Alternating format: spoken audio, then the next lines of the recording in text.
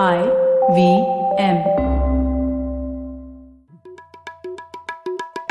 भाई हम हिंदुस्तानियों को बतियाना बड़ा पसंद है। बंगाली में अड्डा, उड़िया में खोटी, कन्नड़ा में हरटे और हिंदी में पुलियाबाजी। इस कला के लिए हमारी हर भाषा में एक शब्द है। तो प्रणय और मैं तो अक्सर मिलकर पुलियाबाजी करते ही रहते हैं। हमने सोचा कि आपको भी इसमें शामिल कर लिया जाए। तो आइए प्रणय और सौरभ के साथ करते हैं पुलियाबाजी। हेलो सौरभ, कैसे हैं आप? बढ़िया प्रणय, तुम बताओ। सौरभ, एक ऐसा विषय हालिया मैंने पढ़ा जिसके बारे में आपकी बहुत महारत है, तो मुझे उसके बारे में जानना था। अभी मैंने सुना ये श्रीलंका में ये ऑर्गेनिक फार्मिंग मतलब जैविक खेती की वजह से बहुत ही प्रॉब्लम हो गई है उनको, काफी कीमतें बढ़ गई हैं अनाज की और सब्जियों की वगैरह वगैरह। तो क्या माजरा क्या है, थोड़ा समझाइए हमको। हाँ, मतलब श्रीलंका ने मेरे ख्याल से पूरी दुनिया को एक नेचुरल एक्सपेरिमेंट दे दिया है। जो सब लोग बोलते रहते थे ना कि सब ऑर्गेनिक होना चाहिए, तो उन्होंने कहा देखो करके देख लेते हैं क्या होता है। ठीक है। तो मेरे ख्याल से जीता जागता एग्जाम्पल सब एकदम जो ऑर्गेनिक फार्मिंग के जो प्रोपोनेंट्स हैं वो एकदम चुप बैठे हुए हैं श्रीलंका को लेकर के, क्योंकि अब एक श्रीलंका एक एग्जाम्पल है कि मतलब ऑर्गेनिक ऑर्गेनिक हम बोलते रहते हैं लेकिन सब चीज ऑर्गेनिक नहीं कर सकते। तो ये पहले मुझे भी समझ में नहीं आता था। पहली बार मैंने फार्मिंग करी तो सबसे पहले ये चीज समझ में आई, लोगों को ऐसा लगता है कि भाई ऑर्गेनिक बड़ा नेचुरल है ना। तो सबसे पहली चीज ये समझने की होती है कि फार्मिंग नेचुरल नहीं, ठीक है ना। फार्मिंग बहुत ही अननेचुरल चीज है कि आप जो है एक लैंड को क्या कहते हैं, उसमें से पहले तो आप सारी की सारी जिसको आप बोलते हो घास फूस हटा देते हो, वो नेचुरल है वहां की, है ना। पहले आप उसको क्या पता पेड़ भी काट देते होंगे आप। बिल्कुल बिल्कुल, पेड़ भी काटते हो, घास हटाते हो, जो भी वहां पे नॉर्मल उग रहा होता है, जो भी कीड़े मकोड़े होते हैं उनको आप मार देते हो, सब कुछ हटा देते हो। उसके बाद बेड प्रिपेयर करते हो, क्यारियां बनाते हो, उसमें आप पौधे लगाते हो, फिर आप उसको बाकी चीजों को खाने नहीं देते हो। जैसे ही खाना आएगा तो उसके लिए कंपटीशन हो जाएगा, तो आप जानवरों को मना करोगे, कीड़ों को मना करोगे खाने से, और फिर आप जाकर के वो खाना। तो ये कहाँ से नेचुरल हुआ? कोई नेचुरल तो है नहीं, ठीक है। तो खेती नेचुरल नहीं है पहली चीज, ठीक है। तो उसके बाद में पता नहीं है कैसे फतूर लोगों को हो गया कि भाई, तो एक चीज है कि काफी जगहों पे बहुत ज्यादा केमिकल्स लोग डालने लगे, तो आई थिंक उसकी वजह से भी लोग परेशान हुए होंगे। और ऑब्वियसली केमिकल्स जो फर्टिलाइजर या पेस्टिसाइड वगैरह यूज करते हैं वो थोड़ी उसकी मात्रा ठीक होनी चाहिए, है ना। वो कीड़ों को मारने के लिए, और वो है तो जहर ही, आप ज्यादा अगर खुद से खाओगे तो परेशानी होगी। तो आप ठीक मात्रा में यूज करना है। पर एक सीधी सी बात है कि हम पुराने जमाने से अलग अलग तरीके यूज करते रहे हैं कि किस तरह से हम खेती की उपज बढ़ाएं, है ना। तो उसके लिए हम कुछ ना कुछ तो डालते ही है ना खेत में। तो चाहे हम खाद डालेंगे जो कि गोबर वगैरह की होगी, चाहे उसमें नीम का पेस्टिसाइड डालेंगे, कुछ ना कुछ तो डालेंगे। अब भाई उसके बाद हम फैक्ट्री में बना रहे हैं केमिकल, या बाजार से ले रहे हैं, या फिर नेचर से केमिकल ले रहे हैं, केमिकल केमिकल होती है। तो उसमें कोई फर्क नहीं है खास, पर यही है कि उनकी कंसंट्रेशन में फर्क होता है। तो क्यों करते हैं लोग इसीलिए करते हैं क्योंकि उससे पैदावार बढ़ती है ना। और पैदावार जो है वो बढ़ती है, तो इसीलिए हमको इतनी मात्रा में हम खाना पैदा कर पा रहे हैं। वरना खेती तो काफी, जिसको कहते हैं ना, मतलब आप काफी ज्यादा नेचर की मर्जी पर होते हैं कि भाई कभी चलेगी कभी नहीं चलेगी, कभी पूरी फसल बर्बाद हो जाती है। तो आपको जो खेत से उपज मिलनी चाहिए वो तो नहीं मिलेगी। तो इसलिए ऑर्गेनिक फार्मिंग, काफी लोग ऐसा बोलते भी हैं कि ये थोड़ा अमीरी शौक है, क्योंकि अगर आपके पास पैसे हैं तो आप बोल सकते हैं ना, ठीक है नुकसान भी हो रहा है तो कोई बात नहीं, हम ज्यादा पैसे दे देंगे, तो ठीक है। लेकिन आप कितने लोग ऐसे अफोर्ड कर सकते हैं कि हम ज्यादा पैसे दे देंगे अगर नुकसान हो रहा है, और कितनी उपज हो जाएगी। तो ये अगर आप सारी फार्मिंग को ऑर्गेनिक बनाएंगे तो ओवरऑल जो है आपकी प्रोडक्शन मीट ही नहीं कर पाएगी डिमांड, ठीक है। कहीं पे भी ऑर्गेनिक जो है वो नॉर्मल जो हमारी मॉडर्न फार्मिंग प्रैक्टिसेस है उससे कम्पीट तो नहीं कर पाती है प्रोडक्शन को लेकर। और श्रीलंका में ऐसा ही हुआ ना कुछ, क्योंकि एक तो पिछले 2 सालों से उनकी जो आमदनी है वो टूरिज्म से होती थी वगैरह, वो सब रुक गई है। क्योंकि एक तो वो बॉम्ब ब्लास्ट हुआ था पहले चर्च में, और उसके बाद कोविड आ गया, तो उनकी जो फॉरेन एक्सचेंज की इनकम थी वो रुक गई थी। तो उनका जो फॉरेन रिजर्व्स है वो एकदम खाली हो रहे थे,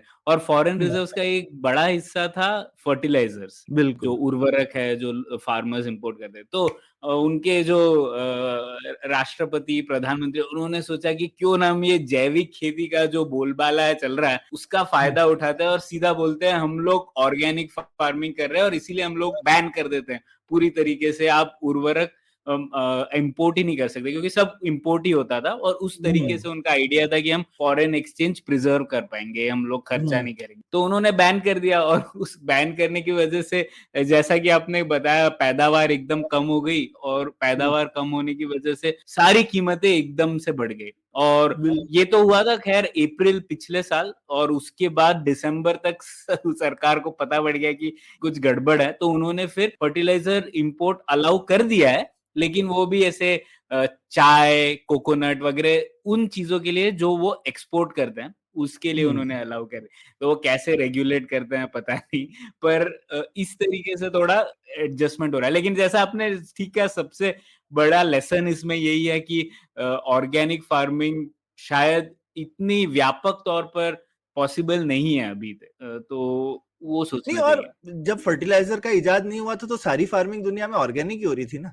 ठीक है, तो ऐसा नहीं है ना कि ऑर्गेनिक फार्मिंग कोई मॉडर्न कॉन्सेप्ट है भाई। 200 साल पहले दुनिया की सारी फार्मिंग ऑर्गेनिक थी जब हमने केमिकल फर्टिलाइजर्स का इजाद नहीं किया था। लेकिन जैसे जैसे दुनिया की आबादी वगैरह बढ़ी, इनफैक्ट इसलिए लोग पहले बोलते थे क्योंकि उसी के हिसाब से लोगों ने कैलकुलेशन किया था कि भाई इसके हिसाब से तो हम लोग जो है इतनी पैदावार कर ही नहीं सकते, तो दुनिया की पॉपुलेशन जो है वो कभी भी इससे ज्यादा नहीं हो सकती, क्योंकि पूरी दुनिया में इतना ही हम खाना उगा सकते हैं। लेकिन जैसे जैसे जरूरत बढ़ती है तो इंसान की इन्वेंशंस बढ़ती हैं, और इंसान ने अपनी आबादी के और अपनी जरूरत के हिसाब से फर्टिलाइजर्स का इन्वेंशन किया, और उसकी वजह से आपके पास इतना अब खाना हम जरूरत से ज्यादा ही उगा सकते हैं दुनिया में, है ना। तो अब वो इजाद नहीं होती तो हम खाना उतना कैसे बनाते, नहीं बना पाते ना। तो ऐसा नहीं है कि हम पहले बना पा रहे थे या पहले उतनी पैदावार थी। तो मुझे ऐसा समझ में भी नहीं आता कि आप ये कोई कैसे सोचता भी कैसे है कि लोग जो है वो उन्होंने किसी जरूरत की वजह से ये इन्वेंशन किया था। ठीक है, आप अब कुछ लोग ऐसा बोल सकते हैं कि भाई मैं नहीं चाहता हूँ, वो ठीक है, आपका एक निजी,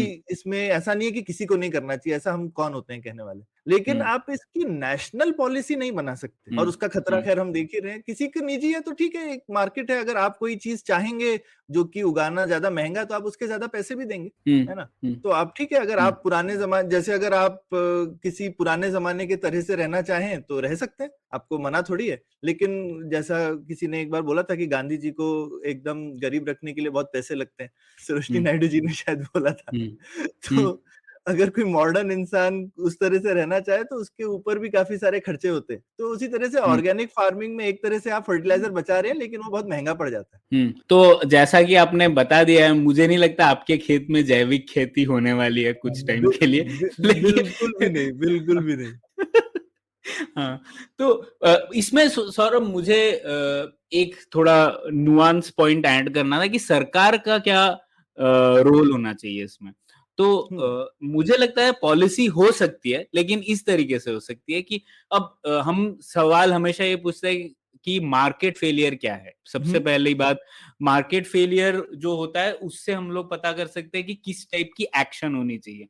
तो अब आप देखिए, अगर हम ये मान के चले कि ज्यादा फर्टिलाइजर का प्रयोग अगर हो उर्वरक का, तो उसकी वजह से नुकसान तो है ही, है ना। तो एक दो मार्केट फेलियर हो सकता है। एक तो लोगों को पता नहीं है ये, या फिर ढंग से पता नहीं है कि कितने, मतलब 10 साल बाद मेरी खेती अगर एकदम खराब हो जाएगी इसकी वजह से, या फिर तो अगर ये जानकारी होगी फ्यूचर के बारे में, तो शायद लोग खुद से ही कम उर्वरक यूज करेंगे। दूसरा, एक नेगेटिव एक्सटर्नैलिटी हो सकती है, मतलब कि मैंने फर्टिलाइजर यूज किया अपने खेत में, लेकिन इसका नुकसान जाके हो सकता है कंज्यूमर को, बहुत ज्यादा अगर यूज कर लिया तो, क्योंकि अभी तो एविडेंस है हमारे पास कि बहुत ज्यादा फर्टिलाइजर किसी एक प्रकार का हो तो कुछ कुछ उसके नुकसान हो सकते हैं, स्वास्थ्य नुकसान। क्योंकि ये मार्केट फेलियर है, मुझे लगता है सरकार का रोल हो सकता है, और सरकार के 3 रोल हो सकते हैं जनरली, कि हम लोग बात करते हैं प्रोड्यूस, रेगुलेट, फाइनेंस, ये 3 रूल होता है। तो हम लोग देख सकते हैं, अगर इंफॉर्मेशन एसिमेट्री प्रॉब्लम, मतलब जानकारी और सूचना कम है लोगों के पास, उसको अगर हमें सॉल्व करना है तो सरकार के पास एक सॉल्यूशन होता है रेगुलेशन। मतलब सरकार ये कर सकती है कि ज्यादा जानकारी लोगों तक पहुंचाए, और उसके लिए रेगुलेशन ला सकती है। जैसे कि सरकार शायद बता सकती है लोगों को ज्यादा कि इतना ज्यादा फर्टिलाइजर यूज करने से उसका क्या नुकसान होता है, और सरकार कुछ हद तक ये कर भी रही है। जैसे एग्रीकल्चरल लैबोरेटरीज होती हैं और सरकार बोलती है प्राइवेट एग्रीकल्चरल लैबोरेटरीज और फर्टिलाइजर कंपनीज को भी कि उनको आप एग्रीकल्चरल लैब में कोई भी सैंपल ला सकते हैं सॉइल का, एक फार्मर, और वो टेस्ट करके उनको बताते हैं कि कौन से न्यूट्रिएंट्स कम है, कौन से फर्टिलाइजर यूज करने चाहिए और कितनी मात्रा में यूज करने चाहिए। तो बिल्कुल। इस तरीके के सॉल्यूशन से शायद हम लोग इंफॉर्मेशन एसिमेट्री रोक पाए। नेगेटिव एक्सटर्नैलिटी के लिए भी रेगुलेशन ही जरूरी है, तो किसी न किसी तरीके से सरकार को फिर से बताना पड़ेगा कि क्या हेल्थ के नुकसान हो सकते हैं ज्यादा फर्टिलाइजर का प्रयोग करने से, और शायद किस तरीके से धोना चाहिए सब्जियों को या ग्रेन्स को, उसकी सॉल्यूशन हो सकता और सब्जियों के ऊपर फर्टिलाइजर नहीं इतना आता है, वो तो पेस्टिसाइड ज्यादा होता है। है। मेरे हिसाब से वो इतना फर्टिलाइजर का प्रॉब्लम नहीं है, धोना होना पड़ता है क्योंकि ऊपर पेस्टिसाइड हम छिड़कते हैं, तो कीटनाशक वो बहुत होते हैं, हाँ। कीटनाशक वो बहुत भी ज्यादा यूज ऑर्गेनिक होता है। फार्मिंग में नहीं यूज करते ना, वो तो भी ऑर्गेनिक फार्मिंग में आप नहीं यूज कर सकते हैं, बिल्कुल। लेकिन हाँ, तो वो भी एक चीज है। पर और उसका काफी एक एक्सटर्नैलिटी ये भी होती है प्रणय कि अक्सर ये बहुत ज्यादा अगर आप केमिकल्स डालें तो कभी कभी वो पानी में चले जाते हैं, आपके ग्राउंड वाटर में चले जाएंगे वगैरह, है ना। तो हम्म वो आपकी क्या कहते हैं काफी बेसिकली जरूरत है कि जो आपका क्या कहते हैं कि जो मात्रा है वो आपकी क्लाइमेट के लिए और एनवायरनमेंट के लिए भी खराब हो सकता है ना। तो इसके हम्म लिए इन चीजें संभल के यूज करनी है, वो तो बिल्कुल ठीक बात है। लेकिन इसमें एक और चीज है प्रणय, हिंदुस्तान जो है, आई मीन यहाँ पर अगर आप देखें तो पर कैपिटा ले लो चाहे पर एकड़ के हिसाब से ले लो, दुनिया में सबसे कम पेस्टिसाइड और फर्टिलाइजर यूज होता है। हम्म तो हमारा जो देश है उसमें ये मतलब ये प्रॉब्लम होनी भी चाहिए ना सॉल्व करने के लिए। हम्म ठीक है, तो कुछ जगहों पे हाँ, हो सकती है पॉकेट्स में, मैं ऐसा नहीं बोल रहा कि एवरेज कम है तो इसका ये मतलब नहीं है कि हर जगह पे कम होगा, तो कुछ जगह पे हो सकता है कहीं पर इसका ज्यादा, लेकिन ये कोई व्यापक प्रॉब्लम नहीं है हमारे देश की। आप बाहर के देशों में वगैरह में देखो तो वहां पे बहुत ज्यादा इस्तेमाल है इन चीजों का। तो कभी कभी हम लोग दूसरे देशों के कंसर्न्स इंपोर्ट कर लेते हैं, फर्टिलाइजर इंपोर्ट रोकेंगे लेकिन उनकी दिक्कतें पहले से, भाई उनका सरदर्द हमें पहले से हो गया, अरे भाई हाँ, अभी हमको नहीं चाहिए ना वो सरदर्द। हाँ, नहीं सौरभ, ये पिछले एपिसोड वाली बात होगी कि उनकी प्राथमिकता है हमारी प्राथमिकता नहीं हो सकती और हमारी हाँ, प्राथमिकता उनकी प्राथमिकता नहीं हो सकती। तो बिल्कुल। शायद अभी तो हमें बहुत जरूरत है कि हमारी जो एग्रीकल्चरल प्रोडक्टिविटी है, उपज, उसको बहुत बढ़ाना है, और तो उसके हाँ, लिए क्या चीजें करनी चाहिए उसके ऊपर ध्यान केंद्रित करना है। हाँ, और तो कुछ हमारे लोग यहाँ जो अभी, चाहे तो कर हाँ, सकते हमारे हैं यहाँ अभी ऑर्गेनिक। फर्टिलाइजर यूज ज्यादा बढ़ाने की जरूरत है कम करने की हम्म जरूरत नहीं है। बिल्कुल। हाँ, तो ठीक है सौरभ, और कोई बात है इसमें आपको याद है श्रीलंका से और क्या सबक सीख सकते हैं हम? नहीं नहीं, मतलब मेरे को तो दो ही बड़े सबक सीखे। एक तो उन्होंने मेरे को लगता है भारत के आसपास सारे देश हमको सबक सिखाने के लिए बैठे, अलग अलग सबक हमको सब सिखाते रहते हैं कि हाँ, क्या नहीं हाँ, करना चाहिए। तो श्रीलंका से तो बहुत बड़ा सबक है ये वाला। और खासकर एक ये भी कि भाई आई मीन ये जो एक सेंट्रलाइजेशन की, एक व्यक्ति जो है वो उसके दिमाग में अगर आप उसका आप दिमाग कैप्चर कर लें तो आप पूरे देश की पॉलिसी चेंज कर सकते हैं, ये एक खतरनाक चीज है ना। और कभी हाँ, कभी कुछ बिल्कुल। ऐसी चीज हो जाती है जो कि इतनी खतरनाक नहीं होती है, लेकिन अभी जो श्रीलंका में हो गया, और ये कोई ऐसी हल्के की बात नहीं है, मतलब हमारे यहाँ पे न्यूज में रिपोर्ट वगैरह नहीं आ रही है, पर लोग बोल रहे हैं मतलब सही में खाने के वांदे पड़ गए हैं, अमीर अमीर लोगों को भी खाना है ही नहीं ठीक से। तो लोग जो है आई मीन राशन कर करके खुद से खा पा रहे हैं, क्योंकि बहुत मतलब देश की बहुत हालत खराब हो गई। तो ये जो पॉलिसीज हैं ये काफी खतरनाक होती हैं और हमको बहुत केयरफुल रहना चाहिए कि जब भी हम कोई इस तरीके की चीजें करते हैं तो उससे आई मीन पूरे देश का बंटाधार होने में कोई देर नहीं लगती। मुझे एक और लेसन वही जैसा कि आपने कहा उससे ही जुड़ा हुआ है कि अक्सर लोगों को लगता है कि देश तिजारत करते हैं, मतलब ट्रेड करते हैं एक दूसरे से, लेकिन देश नहीं करते, उनके अंदर जो इंसान रहते हैं वो ट्रेड करते हैं एक दूसरे से, है ना। तो जो फार्मर्स है श्रीलंका के, उन्हें पता है कि क्या जरूरत है, क्यों फर्टिलाइजर की जरूरत है। तो अभी सरकार ने सोचा मैं बता दूंगा कि आपको बस नहीं करना है फर्टिलाइजर यूज और सब ठीक हो जाएगा, ऐसे थोड़ी ना होता है। वो लोग कर रहे होंगे, कोई जरूरत थी, उनके फार्मर्स को उनके प्रेसिडेंट से ज्यादा पता होगा एग्रीकल्चर के बारे में, है ना। वो चीज हमें ध्यान में रखनी चाहिए। हाँ बिल्कुल, लोगों को ट्रस्ट करना चाहिए। जनरली लोगों को पता होता है, अनलेस कि बहुत जरूरी नहीं हो, बहुत सोच समझ के सरकार का इंटरवेंशन होना चाहिए। अदरवाइज सरकार जितना दखल अंदाजी कम करे लोगों के कामकाज में, उतना बिल्कुल। अच्छा है। तो ठीक है, इसी सबक पर हम लोग ये एपिसोड का अंत करते हैं। और अगर आप हमारे ये छोटी पुलियाबाजी सुन रहे हैं तो हमें बताइए आपको कैसे लगता है, और यूट्यूब पे कमेंट्स भी जरूर शेयर कीजिए। शुक्रिया। शुक्रिया। उम्मीद है आपको भी मजा आया। यह पॉडकास्ट संभव हो पाया है तक्षशिला इंस्टीट्यूशन के सपोर्ट के कारण। तक्षशिला पब्लिक पॉलिसी में शिक्षा और अनुसंधान के लिए स्थापित एक स्वतंत्र संस्था है। आप दुनिया के किसी भी कोने में हो, आपकी उम्र कुछ भी हो, अगर आप पब्लिक पॉलिसी, विदेश नीति या टेक्नोलॉजी गवर्नेंस में रुचि रखते हैं तो तक्षशिला की वेबसाइट takshashila.org.in पर उनके कोर्सेज को जरूर चेक कीजिए। और अगर आप पुलियाबाजी में शामिल होना चाहते हैं तो हमसे कनेक्ट कीजिए puliyabazi@gmail.com पर या फिर @puliyabazi ट्विटर पर। शुक्रिया। Hey everybody, it's been another great week on the IVM Podcast Network. On Voices for Water, Karthik introduces us to Debashish Mukherjee, the Additional Secretary for the Department of Water Resources. He asks her about the Indian government's approach to participatory water management. On The Habit Coach, Ashton speaks to Priyanka Acharya, the host of our newest show, Ek Chuski Finance. She explains how women can start developing micro-habits to manage their finances.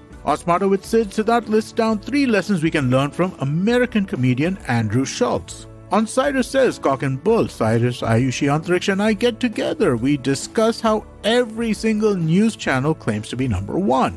And on Puliyabazi, Pranay and Saurabh contemplate whether economic growth contributes to prosperity in light of India being ranked 136th on the World Happiness Index.